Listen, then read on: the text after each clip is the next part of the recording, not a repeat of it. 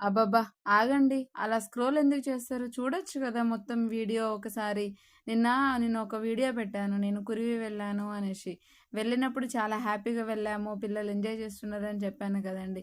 వచ్చేసరికి ఈవినింగ్ వడదెబ్బ తాకినట్టుంది. పిల్లలు చాలా ఇబ్బంది పెట్టారు. నైట్ అంతా పడుకోలేదు. పెద్దోడికి జ్వరం వచ్చింది. చిన్నోడేమో సతాయిస్తా ఉన్నాడు. నైట్ అంతా పడుకోలేదు. పాపం మా ఆయనేమో డ్యూటీకెళ్ళిపోయారు. నేనేమో పిల్లలతో బాగా సతాయిస్తున్నారనేసి నైట్ అంతా పడుకోకుండా ఇబ్బంది పడ్డాననేసి మార్నింగ్ అన్ని పనులు చేసేసాను. వంట కాసేపు ఆగి చేద్దాంలే అనేసి చిన్నోడికి పాలు తాపించుకుంటా పడుకున్నా. అలానే పడుకుండిపోయా. అప్పుడే మా ఆయన నిన్న చికెన్ కట్ చేసామని చెప్పాను కదా! ఆ చికెన్ ఫ్రిడ్జ్‌లో ఉంటే చికెన్ వండేశారు నా కోసం.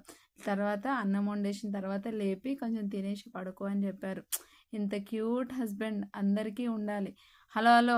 అలా అనేసి పెద్ద మంచోడని అనుకోకండి. అది ఎప్పుడో ఒకసారి కురిసే ప్రేమ అండి. చాలండి. ఆ ఒక్కసారైనా అది లైఫ్ లాంగ్ సరిపోతదనిపిస్తది ఎవ్వరికైనా కదండీ! ఏ భార్యకైనా. అవునండి. నేను మొన్న జొన్న రొట్టెల వీడియో పెట్టాను. ఎవరికైనా నచ్చిందా? ఆహ్, నేర్చుకున్నారా ఒక్కరైనా? ఇది చూసైనా నేర్చుకోండి. చాలా హెల్ప్ అవుతుంది మీకు.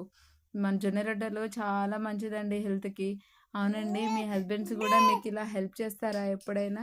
నాకైతే చాలా హ్యాపీ అనిపించింది మా ఆయన నాకు హెల్ప్ చేసినందుకు. ఎందుకు ఈ వీడియోలో చెప్తున్నానంటే నాకు కూడా అప్పుడప్పుడు గుర్తుండాలి. తనకు కూడా చెప్పాలి కదండీ! నువ్వు చూపించిన ప్రేమ ఏంటిదో అనేసి.